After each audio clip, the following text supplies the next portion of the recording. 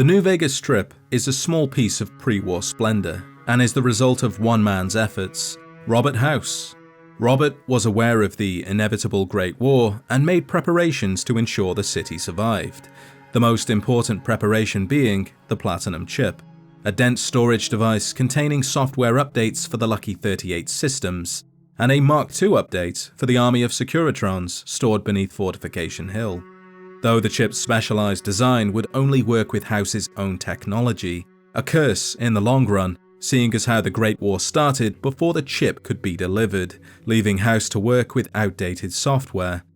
Countermeasures were still installed, his network mainframes predicted disarm codes and disabled 59 nuclear warheads. Laser cannons mounted on the roof of the Lucky 38 destroyed another 9, however 11 still got through, though none of them hit the city. A sub-optimal performance that destroyed much of the surrounding region and bathed the city in radiation, but in time, what remained would still be enough to rebuild. Robert also connected himself to a life support chamber and continued his work from within, physically wired into his information network, giving him complete control over the Lucky 38 and his Securitron forces. Not everything went according to plan though. Much like the warheads House couldn't disarm, other issues slipped through. For 5 years, software glitches set off a cascade of system crashes, and the Lucky 38's primary reactor was taken offline to prevent it going into meltdown. Eventually, Robert managed to reboot his data core with an older operating system, though the strain on his own systems caused him to slip into a decades-long coma. During those years, the city was sacked by survivors, and Robert regained consciousness 61 years later in 2138, though he didn't make himself known to the other survivors until 2274, after NCR scouts were detected at Hoover Dam by one of his Securitrons. Robert knew that if he didn't act quickly, the NCR's army would arrive and take Vegas, and all of his work would have been for nothing.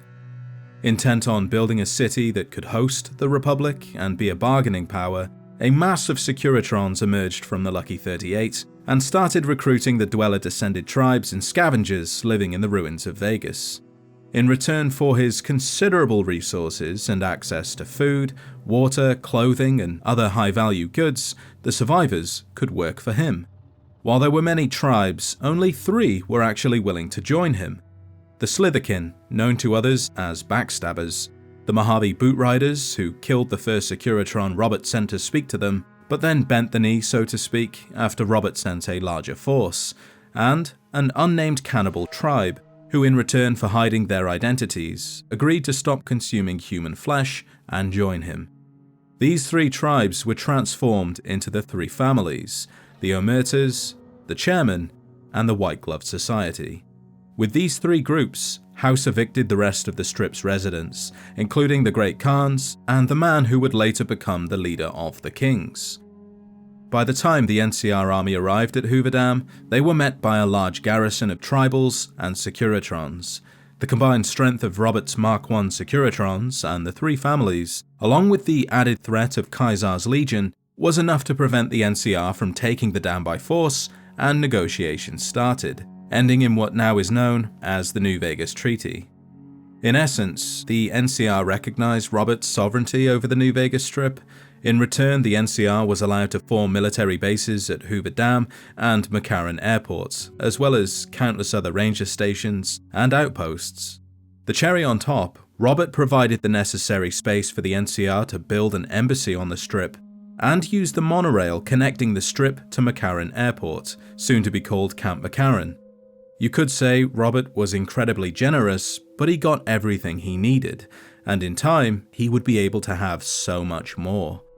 After the dam was up and running, Robert didn't need to maintain it. The NCR took care of that, and 5% of the energy produced at the dam was sent to Vegas, more than enough to power the city. The NCR's presence also meant Robert didn't have to worry about the Legion taking over anytime soon, although their threat on the dam was something he would have to consider over the coming years. The last noteworthy mention of the New Vegas Treaty was the regulation of Strip governance. Law enforcement was carried out by Robert's robots, and the NCR military police took care of their own troopers on furlough, all of whom were not allowed to carry firearms, although other means of persuasion were allowed, such as the cattle prod, freeing up more time for Robert to focus on other matters, like securing the platinum chip, although that too came later. Under Robert's guidance and plentiful pre-war materials, the three families resurrected the Strip, turning it into the free economic zone of New Vegas, even absorbing Vault 21, situated on the Strip, and forcing the dwellers out, upping the region's population, while also sealing off the underground access to the Lucky 38. Anyone with enough caps to gain access to the Strip was free to gamble, stay in the hotels, and eat the best food in the region. NCR soldiers spent their hard-earned dollars, even Legion coins were accepted. Business was booming, and any normal person would consider themselves lucky to not only have survived the Great War, but also to have rebuilt a piece of the old world. But Robert House isn't a normal person. He wanted more. He wanted independence. After the first battle for Hoover Dam, Robert realized how important the dam was to the NCR. President Aaron Kimball had gladly traded the blood of hundreds of troopers for Hoover Dam, and would do so again.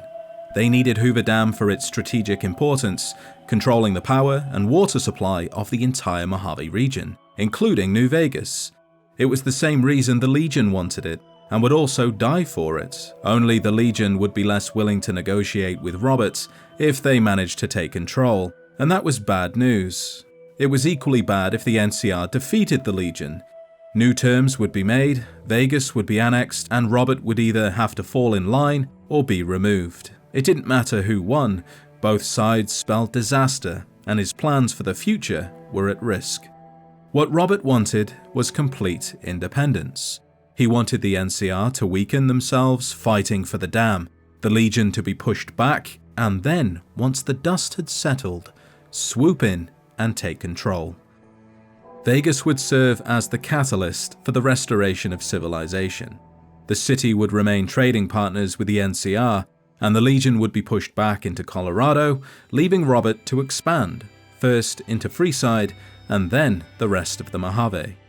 Robert believed the wealth provided by the NCR, tourists, and traders who could travel to Vegas without the Legion attacking, could be used to restart high-technology sectors in 20 years.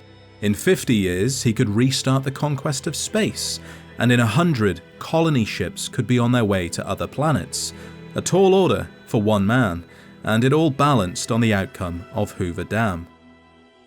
Now, Robert's Securitrons were not enough to take control. He knew that. Even if the NCR was half dead, the robots were simply not powerful enough. But there was something else, the platinum chip that should have arrived 200 years ago.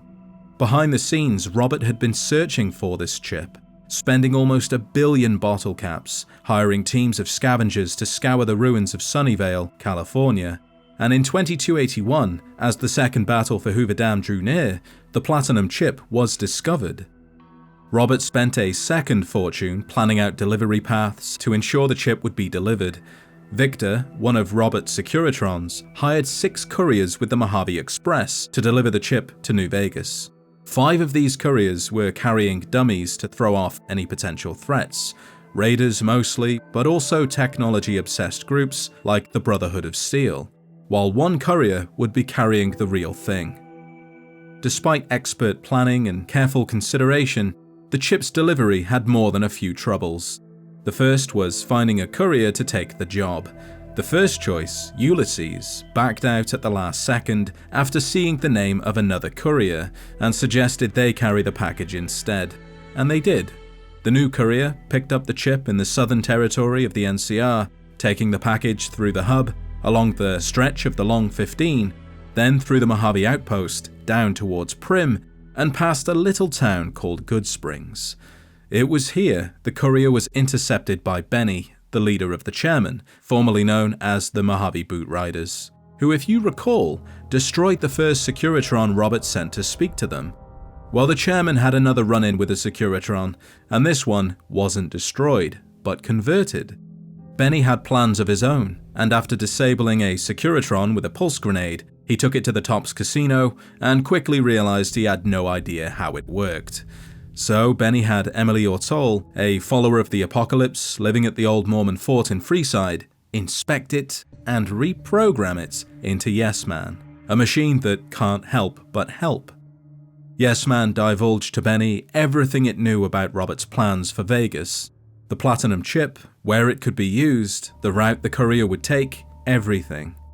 Now most of, if not all of the chairmen knew how good things were under Robert's leadership, and they weren't about to risk it all for Benny, even if he was their leader, and Benny was aware of that.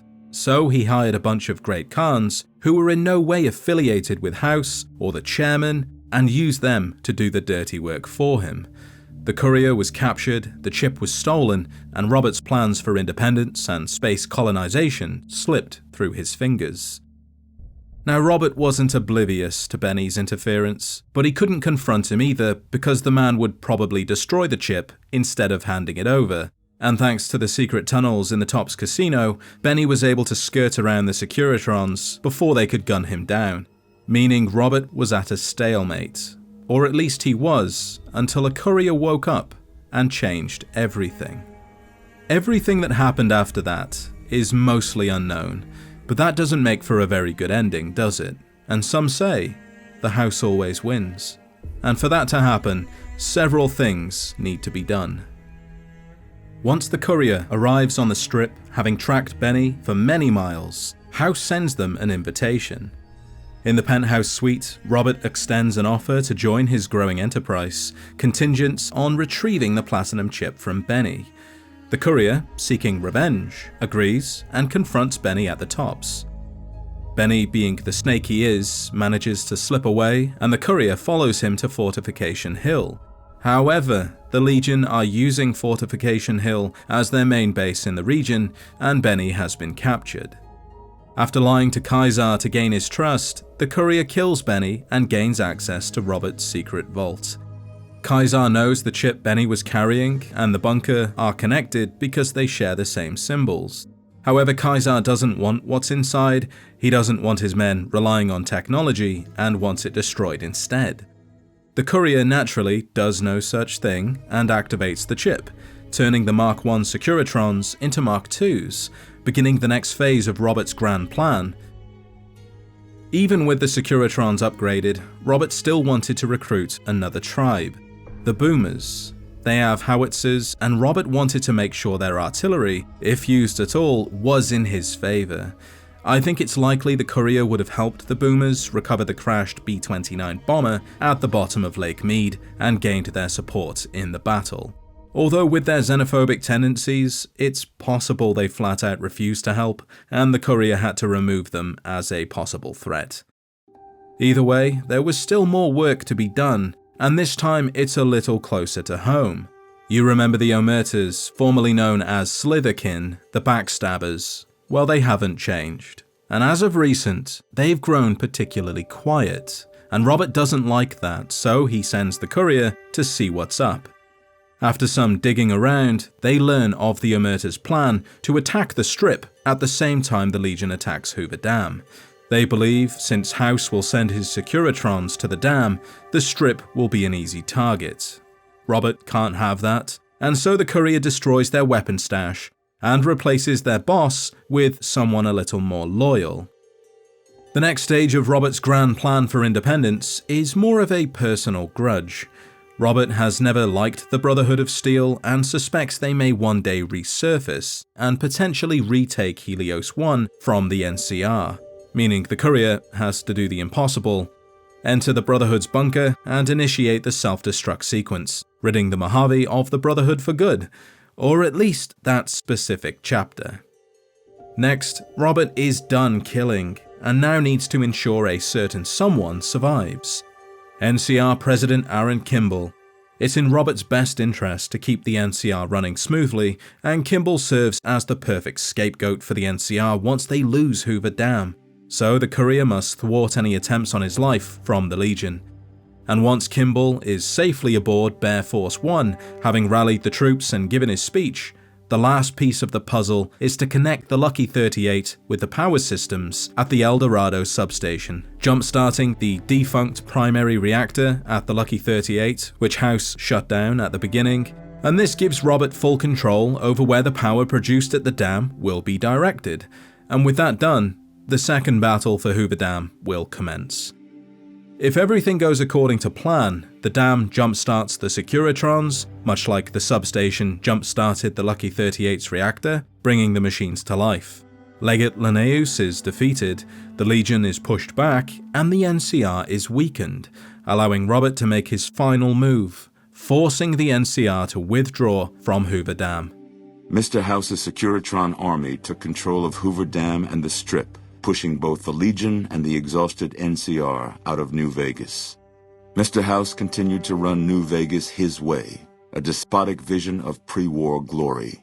The streets were orderly, efficient, cold.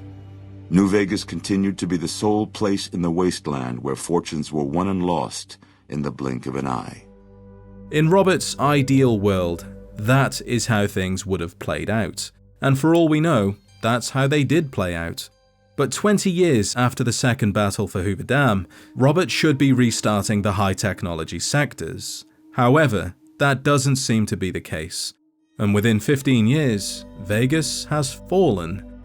We see ruined streets, a Deathclaw skeleton, a crashed NCR vertibird. The outer wall is damaged and several Securitrons are destroyed. But the Lucky 38 is still standing, so perhaps Robert has taken another nap, waiting for the right time to wake up and begin again. But I ask you, what could have happened in those 15 years? Let me know your thoughts in the comments.